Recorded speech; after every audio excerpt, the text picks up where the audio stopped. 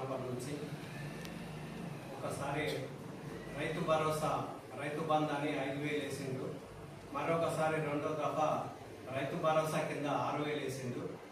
ఇప్పుడు రైతు భరోసా అంటే రైతులకి పెట్టుబడి సాయం కింద ఇచ్చేది కాబట్టి ఈ ఖరీఫ్ సీజన్లో రైతు భరోసా రైతులకు అందరికీ చేరే విధంగా ప్రభుత్వాలు చూడాలని మా రైతాంగ సమితి డిమాండ్ చేస్తుంది.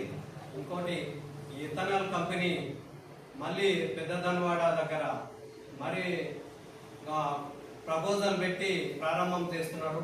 ఇది చాలా తీవ్రంగా ఖండిస్తున్నాం తెలంగాణ రైతాంగ సమితి.